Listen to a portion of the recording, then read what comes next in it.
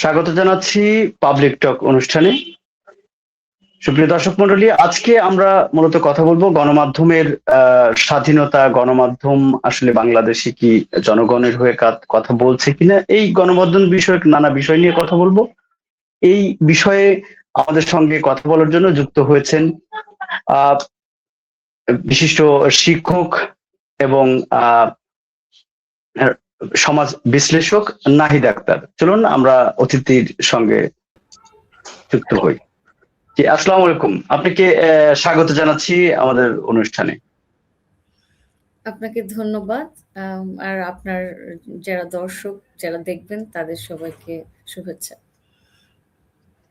আপনার কাছে প্রথম যে প্রশ্নটা আসলে করতে চাই যে সংবাদ গণমাধ্যম তো আসলে রাষ্ট্রের চতুর্থ স্তম্ভ বলা হয়, কিন্তু আসলে কি বাংলাদেশে গণমাধ্যম চতুর্থ স্তম্ভ হিসাবে কাজ করতে পারছে, নাকি আসলে এটা ক্ষমতার অংশ হিসাবে কাজ করছে? সেই বিষয়টি যদি একটু বলেন। ধন্যবাদ। বাংলাদেশের মতো যে সমস্ত দেশগুলি রয়েছে যেখানে পাওয়ার বা মানে আপনি বলতে পারেন গভর্নমেন্ট খুব স্ট্রংলি সব কিছুকে নিয়ন্ত্রণ করে, সেরকম দেশগুলিতে সাধারণত গণমাধ্যম খুব একটা ইন্ডিপেন্ডেন্টলি কাজ করে না। এবং আপনি বলেছেন চতুর্থ স্তম্ভ, তো সেই হিসেবে কাজ করছে কিনা, নাকি মানে পাওয়ারের এক্সটেনশন হিসেবে কাজ করছে। তো আমি ব্যক্তিগতভাবে যেটা দেখেছি, উম যে থেকে বুঝতে শিখেছি, সে থেকে আমি দেখেছি যে গণমাধ্যমের যে ভূমিকা সেটা ভীষণ বায়াসড থাকে। আসলে বায়াসড বলবো না, বায়াসড কথাটা বললে হয়তো ঠিক হচ্ছে না। এখানে হচ্ছে ফেভারিটিজম, মানে সরকারের পক্ষে সবসময় কথা বলে। বলতে পারেন যে আম তৈলমর্দন যেটা আমরা বলি যে কিনা আপনার মোসাহেবি, সেই ক্যারেক্টারটা গণমাধ্যম নেয়। তো গণমাধ্যম আ বিগত দিনে গত রেজিমে আমরা দেখেছি গণমাধ্যম নিয়ে খুবই সমালোচনা হয়েছে। তো বিগত রেজিমে কিন্তু গণমাধ্যমের কিছু কর্মীদের অনেক ধরনের অভিযোগও ছিল, এবং সুশীল সমাজেরও অনেক অভিযোগও ছিল যে গণমাধ্যম একেবারেই স্বাধীন ছিল না এবং গণমাধ্যমকে ব্যাপকভাবে নিয়ন্ত্রণ করা হয়েছে, এবং তারা যা চাইতো সেভাবেই কথা বলতো গণমাধ্যম। এবং ডিজিটাল নিরাপত্তা যে আইনও ছিল সেখান থেকেও আর কি বিহেভিয়ারকে কন্ট্রোল করা হয়েছে যে আপনি ডিজিটালি কতটুকু বলতে পারবেন আর কতটুকু বলতে পারবেন না। হ্যাঁ, তো এখন ওই যে বিগত রেজিমে যেটা হয়েছে সেটা কিন্তু একটা ডিক্টেটোরিয়াল স্টেটের যে ভূমিকা থাকে গণমাধ্যমের উপরে, যে আপনার কন্ট্রোল থাকে, সেই কন্ট্রোলের একটা অংশ হিসেবে আ আমরা দেখতে পেয়েছি গণমাধ্যমকে। তো সেক্ষেত্রে ব্যক্তিগতভাবে আমি মনে করেছি যে গণমাধ্যম আ ফুললি কন্ট্রোলড, এবং গণমাধ্যমকে আ কন্ট্রোল করা হয়। তাদের কোনো ভয়েস নাই, বা তারা আসলে কিছু ইন্ডিপেন্ডেন্ট নিউজ বা যেইটা মানে সঠিক নিউজটা আ আসলে প্রচার করতে পারছে না, ভয় পাচ্ছে না, বা তাদের উপর প্রভাব আছে বা চাপ আছে। হ্যাঁ? আর দলীয় কিছু গণমাধ্যমও থেকে থাকে, সেটাও আমরা জানি। কিন্তু আম একেবারে স্পষ্টত ২৪ এর আরকি আম আপনার গণঅভ্যুত্থানের পরে যে সরকারটা, যখন নতুন সরকার আসলো, তখন কি হলো, আমাদের প্রধান উপদেষ্টা বলল যে, "আপনারা নির্দ্বিধায় আমার সমালোচনা করুন।" সেক্ষেত্রে দেখছি যে আনিস আলমগীরকে গ্রেফতার করে তাকে আটকে রাখা হয়েছে দীর্ঘদিন ধরে। এছাড়াও গণমাধ্যমের উপরে অনেক চাপ দেখেছি। মানে হাসনাত আব্দুল্লাহ গিয়ে একটা টিভি চ্যানেলে তাদেরকে আরকি আপনার হুমকি-ধামকি দিয়ে আসে। এই ধরনের একটার পর একটা ইনসিডেন্ট বললে অনেক লম্বা হয়ে যাবে। এরকম কনস্ট্যান্ট ইনসিডেন্ট আপনি খুব ভালো করে জানেন যে কি হচ্ছে না হচ্ছে। তো গণমাধ্যম কি বলবে, কিভাবে চলবে, সেটার উপরে এই গভর্নমেন্টেরও একটা নিয়ন্ত্রণ চলে আসে। এখন আমরা দেখতে পাই কি যে মানে বিটিভির কথা বাদই না হয় দিলাম। বিটিভি, বাংলাদেশ টেলিভিশন সবসময়ই হচ্ছে পাওয়ারের এক্সটেনশন হিসেবে কাজ করে। কারণ হচ্ছে হচ্ছে সেটা হচ্ছে সরকারের গণমাধ্যম। বাংলাদেশ টেলিভিশন সরকার কি কি কাজকর্ম করে সেগুলিকে প্রচার করে, সেটা মেনে নেওয়া যায়। পৃথিবীর বিভিন্ন দেশে এরকম একটা টিভি চ্যানেল থাকে, এবং আপনিও জানেন। নিউজ পেপার সে সব কিছুর কথাই বলছি। তো এখন কিছু কিন্তু সরকারের পক্ষের থাকেই, সেটা ঠিক আছে। কিন্তু কিছু থাকা আর সবাই মিলে একেবারে গণহারে সরকারের লেজুর বৃত্তি করা, হ্যাঁ? এবং আম সেইটা মানে আবার দেখা যায় যে, যে সরকার বলছে যে আপনারা লেজুর বৃত্তি করবেন না শুরুতে, বা আপনারা সমালোচনা করুন, তারাই আবার গণমাধ্যমকে নিয়ন্ত্রণ করছে। এখন দেখা যায় যে যত খবর আমরা শুনছি সবই হচ্ছে গিয়ে আপনার লেজুর বৃত্তিমূলক এবং সেন্সরড, আর কিন্তু হচ্ছে কিন্তু এই জায়গায় আমার একটা প্রশ্ন আসলে, যে শুধু কি সরকারেরই আপনার আপনার এই যে লেজুর ভিত্তি করে, নাকি আসলে এখানে সরকারের পক্ষ থেকে চাপের চেয়েও কি আসলে সেলফ সেন্সরশিপ যেটা আমরা বলি সেটাই বেশি কিনা, বা সেটাই সবচেয়ে বড় কিনা? কারণ আমরা দেখতে পাই যে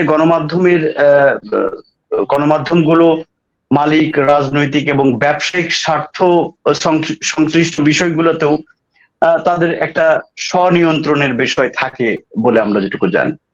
সেই জায়গাটা আসলে আপনি কিভাবে মনে করেন, কি মনে করেন যে শুধু কি আসলে রাষ্ট্রই নিয়ন্ত্রণ করে, নাকি আসলে স্বনিয়ন্ত্রণ, অর্থাৎ ওই যে হাউস চলছে তার ব্যবসায়িক এবং রাজনৈতিক পরিচয়গুলো মিলেও, এবং আসলে তারা কি স্বাধীন, মানে আসলে স্বাধীনভাবে কাজ করতে চায় কিনা, এবং স্বাধীনতার এই জায়গাটা আসলে কি, সেই বিষয়ে যদি একটু বলেন। মানে খুবই ইম্পর্টেন্ট একটা জায়গায় আপনি চলে গেছেন। এখন আমি ওই দিকেই আর কি যেতে চেয়েছিলাম যে আ আমরা ২৪ এর মানে ইউনূস সরকারের সময়ে একটা মানে তারেক রহমান দেশে আসা পর্যন্ত কি হয়েছে ওই পর্যন্ত ছিলাম। তো আপনি যে কথাটা জিজ্ঞেস করেছেন যে রাষ্ট্র আসলে নিয়ন্ত্রণ করে নাকি সেলফ সেন্সর হচ্ছে, নাকি তারা সুযোগের জন্য করছে। এখন দেখুন, এখানে দীর্ঘদিন ধরে এই দেশে আম এক ধরনের করাপ্ট মিডিয়া কালচার তৈরি হয়ে গেছে। মিডিয়ার যে ক্যারেক্টার, সেই ক্যারেক্টারটাই তৈরি হয়েছে করাপশন এর মধ্য থেকে, বা করাপ্ট একটা ক্যারেক্টার তৈরি হয়েছে। তার মানে কি? রাষ্ট্র তাদেরকে নিয়ন্ত্রণ করছে দীর্ঘদিন ধরে, রাষ্ট্র নিয়ন্ত্রণ করতে এবং যারা নিয়ন্ত্রিত হয় তাদেরকে সুবিধা দিচ্ছে।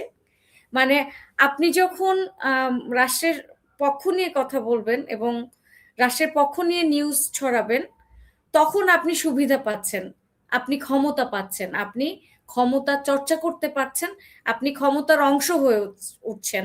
আপনার কাছে ব্যাপক বিপুল পরিমাণে অর্থ আসছে। আপনার উপরে ওঠার যে ধাপ সিঁড়িগুলি, সেগুলি একেবারে খুলে যাচ্ছে, ওপেন হয়ে যাচ্ছে। তার মানে কি?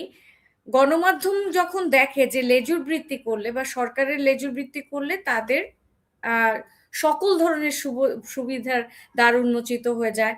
তাদের যদি নিউজ পেপার হয়, নিউজ মিডিয়া প্রিন্ট হোক আর ইলেকট্রনিক মিডিয়া হোক, যে মিডিয়াই হোক, সেই মিডিয়া ধাপে ধাপে উপরে উঠে যায় এবং তারা আ সকল ধরনের রাজনৈতিক সুযোগ সুবিধা পেতে থাকে। তো এদেশে সবাই হচ্ছে সুবিধা চায়। এই দেশে কেউ দেশের ভালো চায় না। দেশ নিয়ে কারো কোনো মাথা ব্যাথা নাই। এখানে মানুষের হচ্ছে আ সবকিছু হচ্ছে, দেশ একটা ব্যবসা কেন্দ্র। এই দেশটা নিয়ে সবাই ব্যবসা করে। তো গণমাধ্যমও এই দেশটা নিয়ে ব্যবসা করে। যারা মানে সাংবাদিক আছে, গণমাধ্যম কর্মী আছে, তাদেরও এটা একটা ব্যবসা। তো এই যে সরকারের পক্ষে বললে তাদের জন্য এটা ব্যবসার দ্বার উন্মোচিত হয়। তারা তো সাইড বিজনেসও করে। ওই ধরনের অ্যাডিশনাল বিজনেস উন্মোচিত হয়। তাদের যে সন্তান-সন্ততি তারা ভালো জায়গায় পড়তে পারে। তাদের কাছে অর্থ আসে। তার অর্গানাইজেশন যে ইনস্টিটিউশন সেইটা ফ্লারিশ করে। সেইটার মানে অর্থ যে ফ্লো সেটা বড় হয় সাইজে। সেটার যে অর্থ আম মানে ইনকাম জেনারেশন সেইটা বাড়ে। তো এই মানে ২ পক্ষই এখানে সুবিধাভোগী হিসেবে কাজ করে। তো আমি বলব যে আপনি একেবারে ঠিক আ প্রশ্নটাই করেছেন যে আসলে উনারা নিজেরাই এই সুবিধাটা নিচ্ছে কিনা। তো আমরা এই যে তারেক রহমান আসার পর থেকে কি দেখছি যে উনি এসে সারতে পারেননি এবং উনি কিন্তু বারবার বলছে যে আমার মানে আমাকে প্রশংসা করবেন না, উনি পছন্দ করে না। গণমাধ্যম কর্মীরা পায়ে হাত দিয়ে সালাম করছে, পছন্দ করছেন না, উনি গিফট দিচ্ছে, গিফট নিয়ে যাচ্ছে, সারাক্ষণ বিভিন্ন টাইটেল দিয়ে টিয়ে কথা বলছে। উনি বলেছে আমার টাইটেল নিয়ে, টাইটেল দিবেন না আমাকে, এমনি মানে যেভাবে নর্মালি ডাকে ওভাবে ডাকবেন। তারপরে আজকে হচ্ছে ওনাদের একটা মানে খালেদা জিয়ার স্মরণে যে একটা অনুষ্ঠান হয়েছে, সেখানেও কিন্তু একেবারে গণমাধ্যম কর্মীদেরকে ডাইরেক্ট বলে দেওয়া হয়েছে যে আপনারা কোনো টাইটেল ইউজ করবেন না। তারপরেও আমি দেখছি যে ওই যে চিরচারিত স্বভাব যেটা আপনি বলেছেন যে তারা করছে কিনা, ওই যে মানে সেই ৫৪ বছরের যে চরিত্র, সেই চরিত্র তো যায়নি, বেশিরভাগই যে কিন্তু ওই সেই মানে মাননীয়, তারপরে আহ জননেত্রী, তারপরে হচ্ছে যা যা আসলে বলা এগুলো হয়। কিন্তু, জি, আমি এই জায়গায় একটু ইন্টারাপ্ট করি। আসলে কিন্তু সংবাদ মাধ্যমে যেমন আমরা যখন নিউজ লিখি সেখানে লিখি না মাননীয়, হ্যাঁ, যেটা আমরা যখন লিখি সংবাদ, কিন্তু আমরা মানে এই যে বিশেষ করে টেলিভিশন মিডিয়া বা অন্য অন্য জায়গায় আমরা এটা খুব দেখতে পাই যে এই শব্দগুলো খুব ব্যবহার করে এক ধরনের তেল দেওয়ার চেষ্টা আর কি, সেটা যেমন আছে কি, মানে এই জায়গাটাই আসলে আমি আপনার সাথে জি, হ্যাঁ, এটা ভীষণ জি বলেন। ধরনের, মানে আমার কাছে এটা খুব বড় ধরনের একটা চাটুকারিতা মনে হয়। দেশনেত্রী মানে একটা মানুষের হাজারটা টাইটেল দিতে হবে। আপনি দেখবেন যে এটা বিগত রেজিমে খুব বেশি হয়েছে। আপনি যদি দেখেন বিগত রেজিমে মানে আম, শেখ হাসিনার নাম নিতে হলে তার আগে এক গাদা টাইটেল ইউজ করে তারপর তার নামটা নিতে হতো। বঙ্গবন্ধুর নামটা নিতে হলে অনেক মানে আপনার টাইটেল দিতে হতো। তারপরে ওনার যে মানে বঙ্গবন্ধুর স্ত্রী ফজিলাতুন্নেসা, ওনার নামে বঙ্গমাতা, এটা সেটা। তো এই যে ব্যাপারগুলি, এগুলি ওনারা হয়তো খুব বিগত রেজিমে আমি দেখেছি যে ওনারা খুব পছন্দ করতেন, এবং এইটা এই যে এই কালচারটা তৈরি হওয়ার পেছনে ওনাদের অনেক বড় অবদান আছে, এবং আগে থেকে এটা চলে আসছে বাংলাদেশে যে বড় বড় টাইটেল দিয়ে মানুষকে আর কি একজন রাজনৈতিক ব্যক্তিকে বা একজন লিডারকে আপনার অ্যাড্রেস করা হয়। এখন তারেক রহমান কিন্তু এই জিনিসটা ডাইরেক্ট পছন্দ করছেন না, উনি বারবার বলছেন। এই জিনিসটা আমার কাছে ভীষণ ভালো লেগেছে। উনি একেবারে মানে বলছেন, মাইকে বলে দিচ্ছেন যে আপনারা এই কাজটা করবেন না। আপনারা একেবারে লাস্ট টাইম একজন সাংবাদিক ওনাকে মাননীয় বলেছেন, উনি বলেছেন প্লিজ আমাকে মাননীয় বলবেন না, আপনি দয়া করে আমাকে এই টাইটেলগুলি দিবেন না, টাইটেল ছাড়া কথা বলেন। কিন্তু টাইটেল ছাড়া কথা বলতে বলার পরেও তারা কিন্তু মানছে না।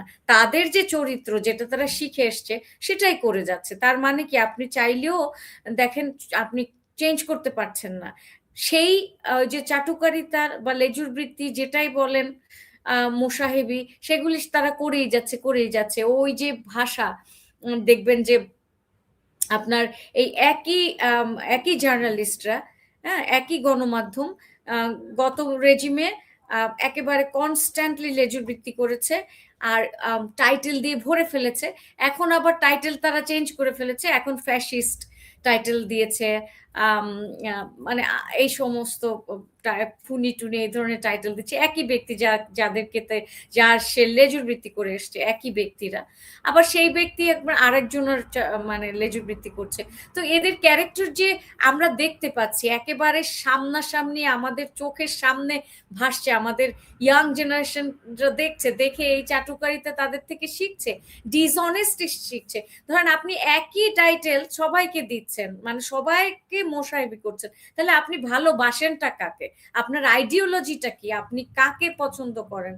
হ্যাঁ, তার মানে কি আপনি মূলত কাউকে মন থেকে পছন্দ করেন না, আপনার কোনো আইডিওলজি নাই।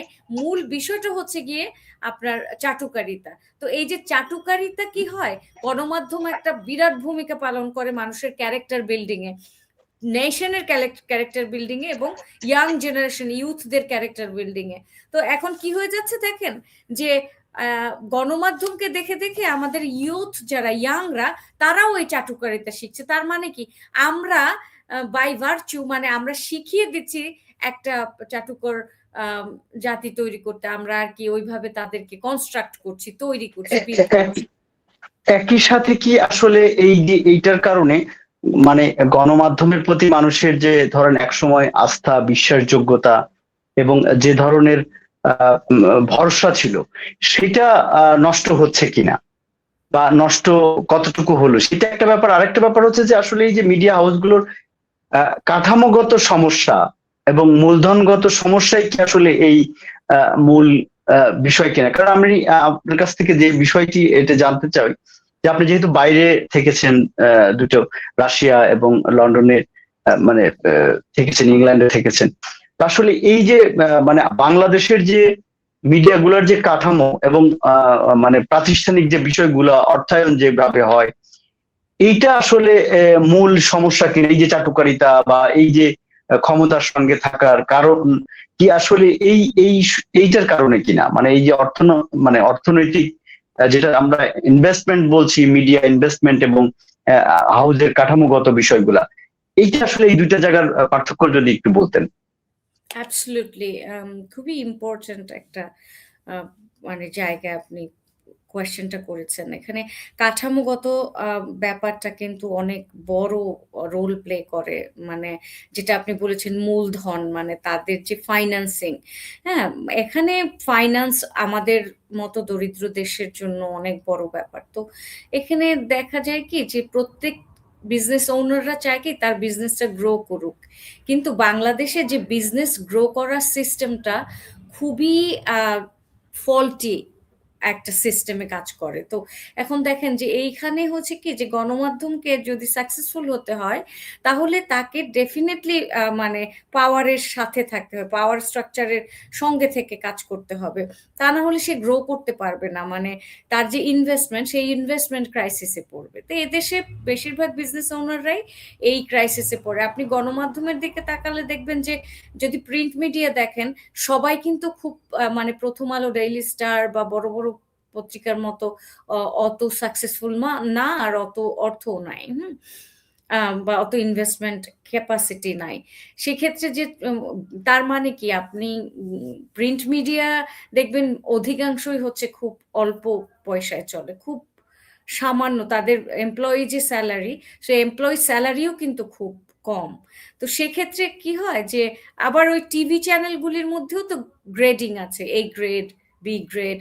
যেমন ধরেন এখন আছে যমুনা টিভি আছে, তারপরে একাত্তর টিভি আছে, এই ধরনের, আবার মাই টিভি, এই ধরনের মানে নানান ক্যাটাগরির টিভি চ্যানেল আছে। তো এখানে এমপ্লয়ির বেতন, ওই ইনস্টিটিউশনের ভিতরে যে ভিতরকার ইনফ্রাস্ট্রাকচার, সেগুলিকে মানে ধরে রাখা বা সাকসেসটাকে পাওয়া, সে কি অ্যাজ এ মিডিয়া হাউস সে কি সাকসেসফুল হতে পারছে কিনা, সাস্টেইন করতে পারবে কিনা, এই সাস্টেইনেবিলিটি, হ্যাঁ, এই অল টুগেদার সবকিছু মিলিয়ে না তারা একটা করাপশনের দিকে যেতে চেষ্টা করে, যেখানে পাওয়ারের সাথে থাকলে তারা আসলে ভালো করতে পারবে।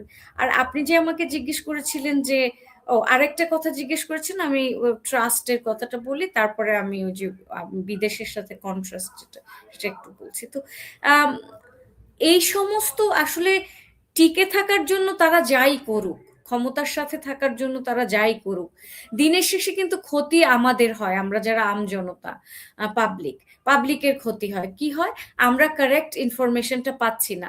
আমরা যখন কারেক্ট ইনফরমেশন পাই না, মিডিয়া হাউসগুলি কনস্ট্যান্টলি মিস ইনফরমেশন বা বায়াসড ইনফরমেশন অথবা মিসলিডিং, যেটাকে মানুষকে ম্যানিপুলেট করতে পারে, ম্যানিপুলেটিং নিউজ ইয়ে করে, সার্ভ করে, মানে সেটাকে প্রচার করে। যেমন ধরেন এখন সরকারি টিভি চ্যানেলগুলো, আজকে বিটিভিতে আমি দেখলাম বা দু একটা টিভি চ্যানেলে, হ্যাঁ ভোটের পক্ষে আর ইয়ে চাচ্ছে আর কি, ভোট চাচ্ছে এখন সরকার।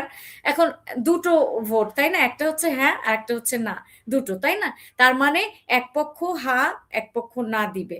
এর মধ্যে না না ভোটের অনেক মানুষ আছে না, যে না ভোটের মানে যারা না ভোট দিবে তারাও তো এই রাষ্ট্রেরই জনগণ, আর যারা হা ভোট দিবে তারাও এই রাষ্ট্রের জনগণ।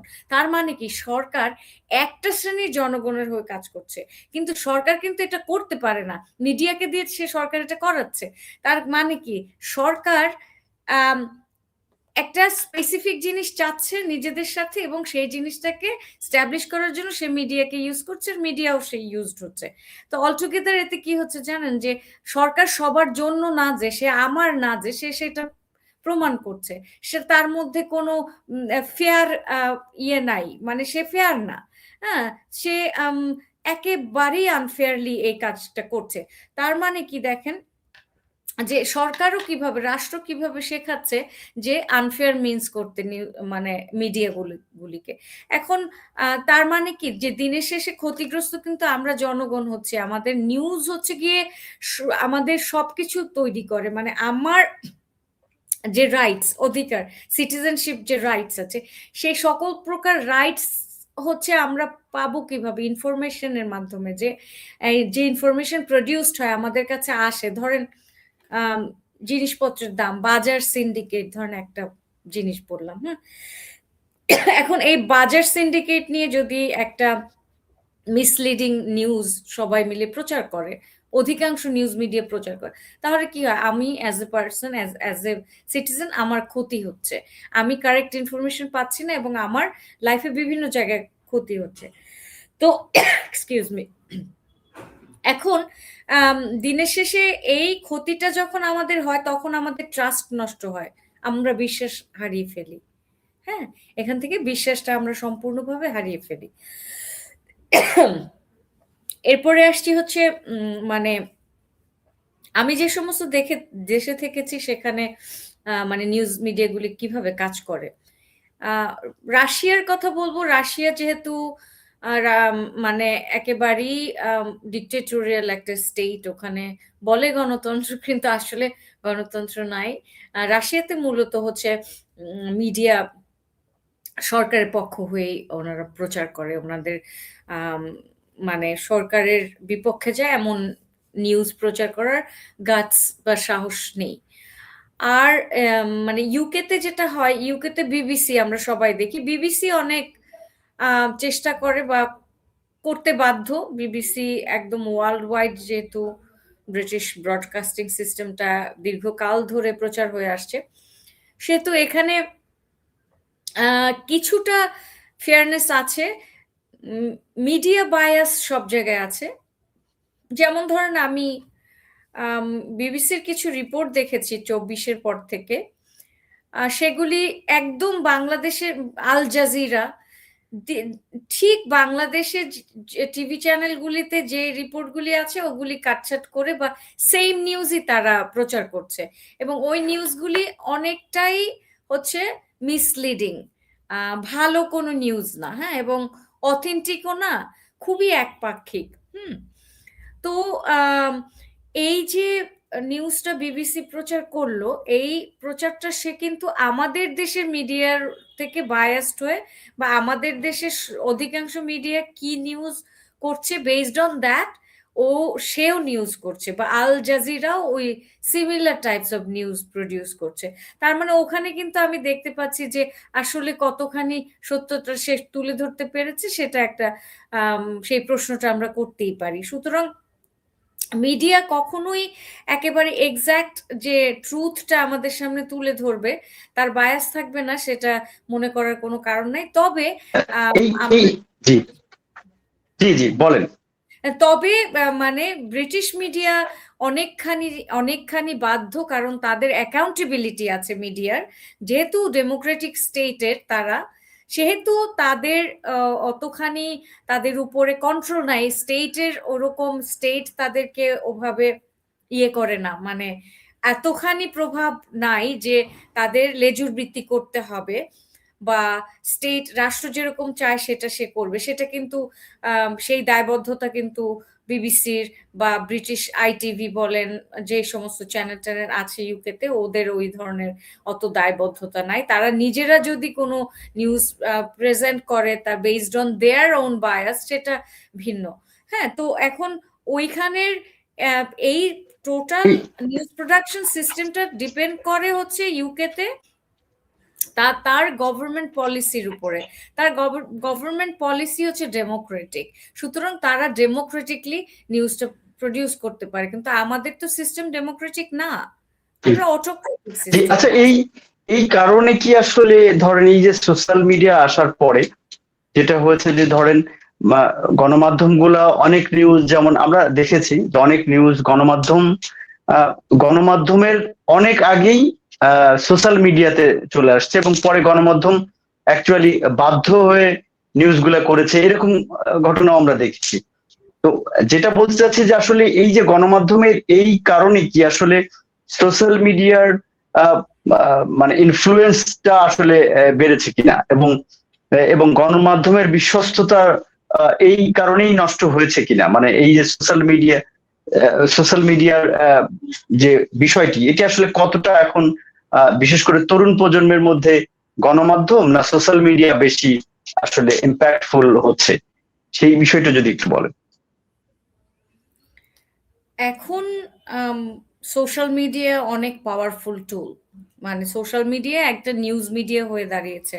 দেখবেন আমরা সকালবেলা ঘুম থেকে উঠেই আগে ফেসবুক বা ইনস্টাগ্রাম বা আদার ফর্ম অফ সোশ্যাল মিডিয়া যা আছে, ইউটিউব টিউব, এগুলি আমরা দেখি, হ্যাঁ? এবং এগুলির উপরে মানুষ অনেক বেশি ভরসাও করে। কারণ হচ্ছে গিয়ে এখন সিটিজেন জার্নালিজমের যুগ। সিটিজেন জার্নালিজমটা ব্যাপক আকারে আর কি প্রচার হচ্ছে।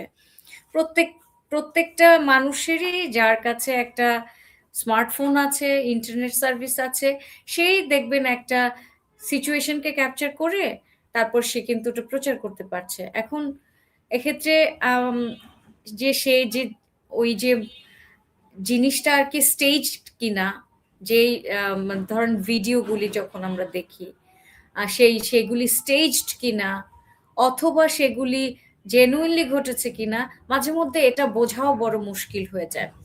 এখন সিচুয়েশনটাকে কে কন্ট্রোল করছে, যেটা আপনি জিজ্ঞেস করেছেন রাইটলি, সেটা হচ্ছে যে মানে সোশ্যাল মিডিয়া কি আসলে নিউজ রিপোর্টিং এ প্রভাব ফেলছে কিনা। মানে সোশ্যাল মিডিয়ায় আগে যেহেতু আসে একটা ঘটনা, তার মানে সোশ্যাল মিডিয়া দ্বারা প্রভাবিত হয়ে ওনারা নিউজ প্রডিউস করছে কিনা। না, আমি তো দেখছি যে সেটাই মোস্টলি হচ্ছে। যে আগে দেখা যায় যে সোশ্যাল মিডিয়া ছড়িয়েছে, সেটা অনেক ভিডিও আছে যে সোশ্যাল মিডিয়া ছড়িয়েছে, সেটাকে আবার গণমাধ্যম বিভিন্ন চ্যানেল তার নিজের আইকন দিয়ে, নিজের লোগো টোগো দিয়ে এটা আবার ছাড়ছে। তো ভেরিফাই করে তারা, অবভিয়াসলি ফ্যাক্ট স্ক্যানার আছে, তারা ভেরিফাই করে তারপরেই হয়তো দেয়। তারপরেও যে প্রভাবটার বিষয়টা কিন্তু ভিন্ন।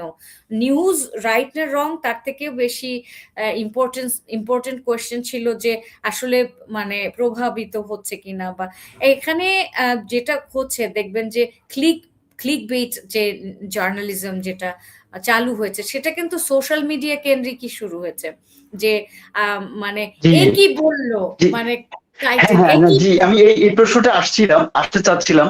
এখানে আমি দুইটা প্রশ্ন আপনাকে যেহেতু আপনি প্রসঙ্গটা এনেছেন আমি বলতে চাই। একটা হচ্ছে যে আহ, এই যে ক্লিক বাইট বেস যে সাংবাদিকতা এক ধরনের শুরু হয়েছে বাংলাদেশ, এবং মেইন স্ট্রিমের সাংবাদিকরাও এই ধরনের সোশ্যাল মিডিয়া মানে সিলি বিষয়গুলা নিয়ে ক্লিক বাইট রিলেটেড ইয়ে করছে, এইটা একটা বিষয়। আরেকটা হচ্ছে যে টক শো গুলাতে বা টেলিভিশনের ইয়েগুলাতে একটা উত্তেজনা তৈরি না হলে আসলে যেসব বক্তারা বেশি উত্তেজনা ছড়ান এই তাদেরকে বেশি অ্যাকোমোডেট করা হচ্ছে বলেও অভিযোগ রয়েছে।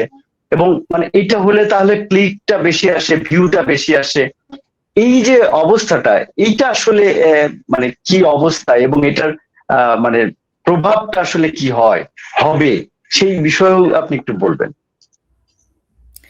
ক্লিকবেইট জার্নালিজমটা তৈরি হয়েছে তো সোশ্যাল মিডিয়াকে তো কেন্দ্র করে। সোশ্যাল মিডিয়ায় হয় কি, আপনার মানুষ খুব কুইক নিউজ চায়, কুইক ভিউ। আর এখন বাংলাদেশের যে এই জার্নালিজমের এরিয়াটা কিন্তু তৈরি করে দেওয়া হয়েছে জনগণকে, জনগণের সামনে দেওয়া হয়েছে যে আপনার ওই যে আমরা বলি না যে এটা মানুষ বেশি খায়, এটা দিলে মানুষ বেশি খাবে, এই ধরনের একটা কথা কিন্তু আমরা বলি। তো নিউজ মিডিয়াগুলো, মিডিয়া হাউসগুলি জেনে গেছে যে এই ধরনের এ কি বলেছে, এ কি বলল, এটা এক হাত দিল, এই ধরনের কিছু নিউজ আপনি দেখবেন। মানে এই ধরনের আর কি আপনার টাইটেল দিয়ে, টাইটেলগুলি এমন দেয় মাঝে মধ্যে যে আপনি টাইটেল দেখলে টাইটেলের ভেতরে যে কন্টেন্ট আছে তার সাথে কোনো যোগসূত্র যোগসাজশ কোনো মিল নেই, এরকম প্রচুর আপনি দেখতে পাবেন। ধরেন একটা সামান্য কথা বলেছে সেটাকে এক্সাজুরেট করে এমন জায়গায় নিয়ে গেছে যে কি যেন বলেছে। তো এইটা হয় কি, মানুষ যখন ওই ধরনের একটা প্রশ্ন ছুড়ে দেয়, ওই ধরনের একটা জিনিস আর কি লিখে তারা সেটাকে সেটাকে প্রচার করতে থাকে, তখন না মানুষ অনেক ওটাকে ক্লিক করে। হ্যাঁ, এবং ওটা দেখতে চায় যে আসলে এটা কি, এটা এমন কি ঘটে গেল। সেই জিনিসটা এত বেশি হচ্ছে যে এখন যেটা হয়েছে যে আম, গণমাধ্যম এর যে সফিস্টিকেসি, যে ভদ্রতা, সেটা তারা হারিয়ে ফেলেছে। এবং এটা করে তারা এই ধরনের টাইটেল লিখে ক্লিকবেট জার্নালিজমের যে বিজনেসটা, সেই বিজনেসটা তারা ছড়াতে গিয়ে তারা নিজেদের স্বার্থে এমন একটা শ্রেণী তৈরি করেছে, যারা রিডার, যারা পড়ছে বা দেখছে, মানে অডিয়েন্স তৈরি করেছে, যে অডিয়েন্সও এই জিনিসটাই শিখছে। দেখবেন তারাও ওরকম ইউটিউব ইয়ে করে, প্রায় মানুষেরই দেখবেন এক একটা চ্যানেল আছে, ইউটিউব চ্যানেল আছে, অথবা দেখবেন যে সোশ্যাল মিডিয়া কোনো প্ল্যাটফর্মে পেজ আছে, সেখানে তারা ওই একই কাজ করছে।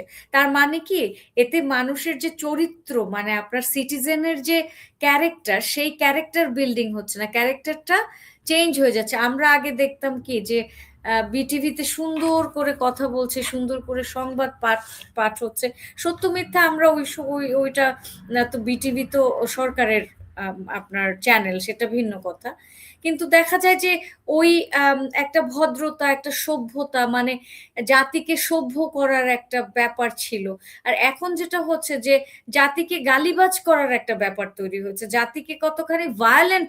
আপনি দেখেন এই যে মব মব কি খালি খালি তার মানে কোনো আপনি কি, না তার মানে আপনি বলতে চাচ্ছেন যে মিডিয়ার যে এই যে সামগ্রিক আচরণগুলো আমরা দেখছি, মানে জনপ্রিয় করে তোলার জন্য বা মানে বেশি আপনার ক্লিক বাইট, এই যে এই বিষয়গুলোতে আসলে মানে আমাদেরকে গালিবাজ বা আসলে কি বলে একটি নেগেটিভ আমাদের মব ইমপ্রেশন তৈরি হচ্ছে, মব, এটা তৈরি করার চেষ্টা, মানে এটা তৈরি করার চেষ্টা মানে তারা করছেন, মানে এটা বুঝে হোক না বুঝে হোক সেই কাজটাই করছেন নাকি? আমার তো মনে হয় বুঝেই করছেন। যেমন ধরেন বিদেশ থেকে কিছু জার্নালিস্ট আছে বা ইউটিউবার আছে, যেমন পিনাকি ইলিয়াসের মতো এই ধরনের মানুষ, তারা কিন্তু লিটারেলি মব করাচ্ছে, বলে বলে মব করাচ্ছে। তার মানে কি, এই ধরনের যে মানে খবরগুলি প্রকাশ করা, এগুলি তো খবর যে আমি একটা জিনিস বানিয়ে বলছি, এক্সাজুরেট করে বলছি, মানুষকে উত্তেজিত করার করার জন্য বলছি, বলে মানুষকে উত্তেজিত করিয়ে মানুষকে দিয়ে মব করাচ্ছি। তো এই যে দেখেন, সেই কত দূরে, সেই ফ্রান্সে বসে, আমেরিকাতে বসে বাংলাদেশের ভাঙচুর, অগ্নিসংযোগ চালাচ্ছে। তো এই জিনিসগুলি কিন্তু করতে তারা সক্ষম হচ্ছে। আর এরপর আসি টক শো। এগুলি তো টক শো কিন্তু সেম ভূমিকাই পালন করছে। আপনি দেখবেন যে টক শোতে কি ছড়ছে, ভায়োলেন্স ছড়াচ্ছে, যারা কিনা গালি দিতে পারছে, বাজে কথা বলছে, একে অপরের সাথে যখন ঝগড়া করছে, তাদেরকে ডাকে অনেক বেশি, জানে যে কাকে। এই যে টক শোর যে পলিটিক্স, এটা আবার আমি খুব ভালো করে বুঝতে পারি।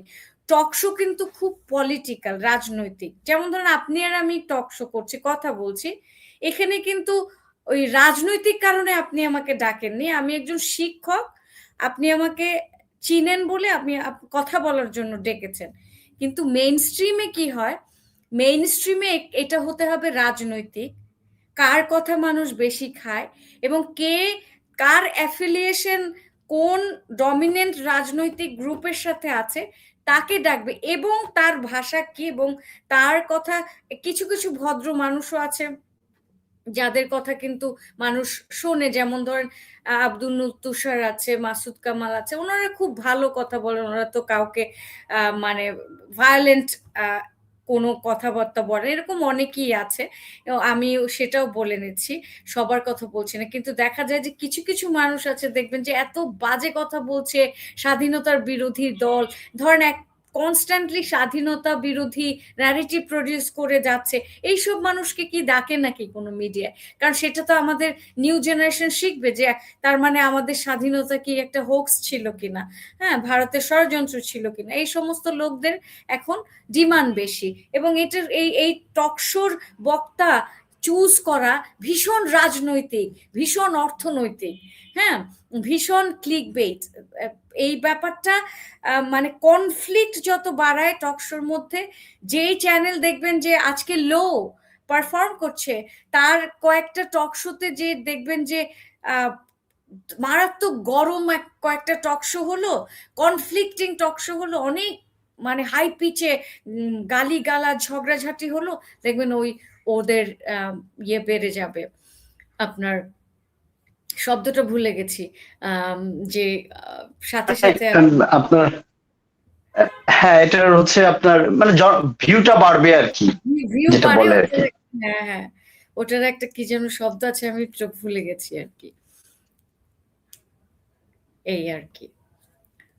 তো তাহলে এই যে ধরেন আমার যে বিষয়টা সেটা যেটা জানতে চাই সেটা হলো যে যদি এই অবস্থা চলে, আপনি যেটা বলছেন, এটা বাংলাদেশের মানে ভবিষ্যতে আসলে মিডিয়া, আমরা যেটা বলি যে ধরেন ডাইনোসর হারিয়ে গেছে কিন্তু মানে আপনার তেলাপোকা রয়ে গেছে, কিন্তু এই যে আমি এই দুটাকে এইভাবে বলতে চাচ্ছি যে আসলে মিডিয়ার যে মানে বর্তমান অবস্থা, এটা যদি আসলে এই অবস্থা চলতে থাকে, মিডিয়ার অবস্থাও ওরকম মানে যে তেলাপোকার মতো আসলে বেঁচে থাকবে, কিন্তু মানুষের মধ্যে যে ইনফ্লুয়েন্স তৈরি করা বা মানুষের মধ্যে যে অর্থাৎ সমাজ গঠনে যে ভূমিকা রাখা, সেটা আসলে কতটুকু রাখতে পারবে, সেটা যদি একটু বলেন, এবং আসলে আমাদের এখন কি করণীয় এই বর্তমান প্রেক্ষাপটে, সেই বিষয়গুলো নিয়ে যদি একটু বলতেন।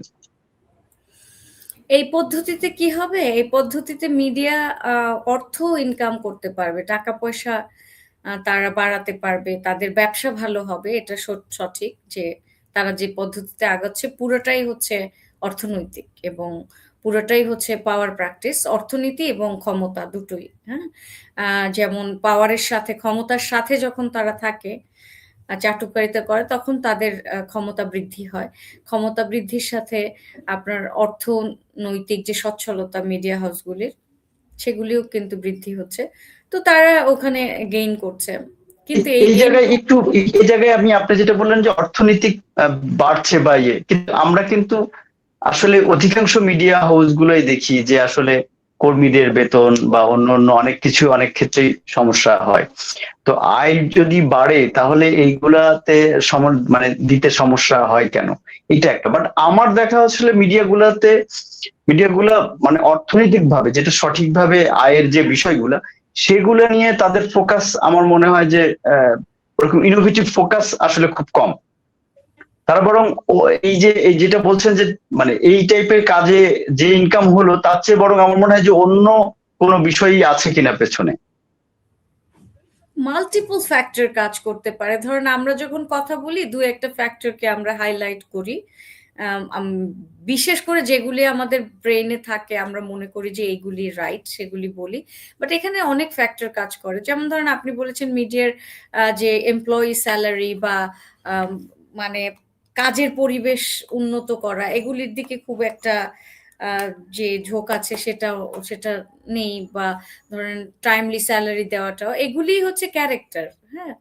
তো এখন যদি তাদের কাছে, তারা যদি একটা প্রতিষ্ঠান যদি ফাইন্যান্সিয়ালি ওয়েল অফ থাকে, তাদের কাছে ইনাফ রেভিনিউ থাকে, ইনাফ রেভিনিউ জেনারেট করে, তাহলে ডেফিনেটলি তাদের ওই দায়বদ্ধতা তাদের এমপ্লয়ের প্রতি থাকা উচিত।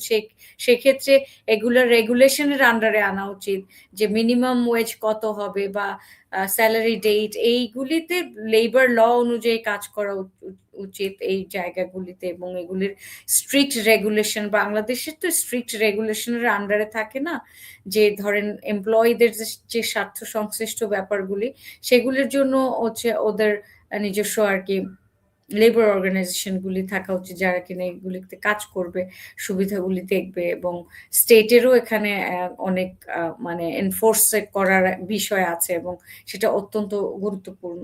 হ্যাঁ, কিন্তু যে মিডিয়ার যে চরিত্র হয়ে দাঁড়িয়েছে বা যেদিকে যাচ্ছে, তাতে মিডিয়া মানে এর ট্রাস্ট হারিয়ে ফেলবে। মিডিয়ার যে ক্যারেক্টার, সেই ক্যারেক্টারটা নষ্ট হয়ে যাবে, এবং মিডিয়ার থেকে যারা যেটা প্রাপ্তি, আমরা যা চাই, হ্যাঁ, যে মিডিয়া আমাদেরকে ইনফ্লুয়েন্স করবে পজিটিভলি, সেই জায়গাটা আর থাকবে না, সেই জায়গাটা আসলে হারিয়ে যাবে।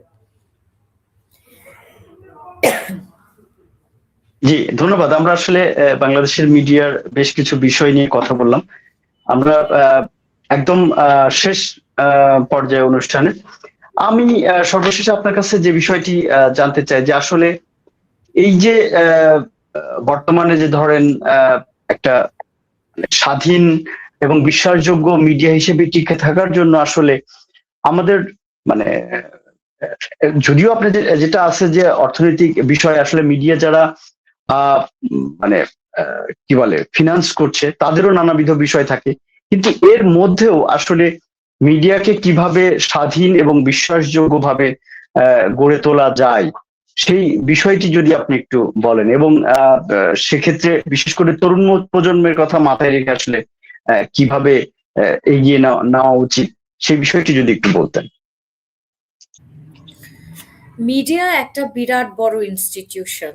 মানে মিডিয়া এমনই একটা জিনিস যে বাংলাদেশের সর্বকর্নারে যারা আছে তারাও একযোগে দেখতে পারে। হ্যাঁ, সবাই আমরা একযোগে দেখতে পারি। একটা নিউজ যখন হয়, একটা টক শো হয়, বা কোনো এন্টারটেইনিং প্রোগ্রাম যখন হয়, সবকিছু আমরা একযোগে দেখতে পারি।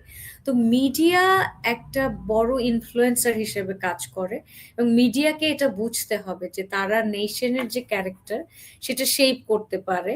তারা গভর্নমেন্টের যে ক্যারেক্টার, সেটাকেও শেপ করতে পারে। গভর্নমেন্টের যে অ্যাকাউন্টেবিলিটি, সেই অ্যাকাউন্টেবিলিটিটা ধরে রাখার খুব বড় একটা হাতিয়ার কিন্তু মিডিয়ার কাছে আছে।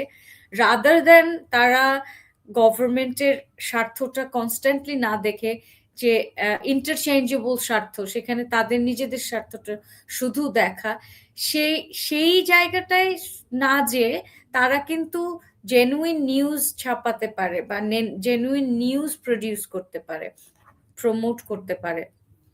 এটার সবচেয়ে বড় উদাহরণ হচ্ছে তারেক রহমান কিন্তু বারবার নিজে বলেছেন, যে ব্যক্তি আপনাকে বলে দিচ্ছে যে আপনি প্লিজ মানে আমাকে খুশি করার জন্য কোনো কিছু বলার প্রয়োজন নেই, তাকেও খুশি করছে।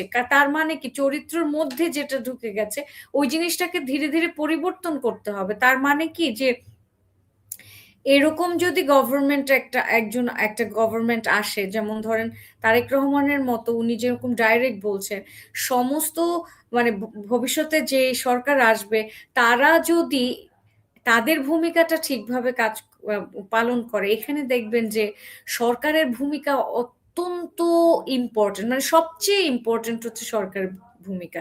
আমি পার্সোনালি মনে করি মিডিয়া যে চরিত্রটা মানে নষ্ট হয়েছে, সেটার জন্য বাংলাদেশ রাষ্ট্রের সকল মানে সরকাররা দায়ী ছিল, এবং সরকাররাই তাদেরকে এইভাবে তৈরি করছে। এখন তাদের ওটা চরিত্র দাঁড়িয়ে গেছে, ওটাকে তারা এখন আর পরিবর্তন করতে পারছে না।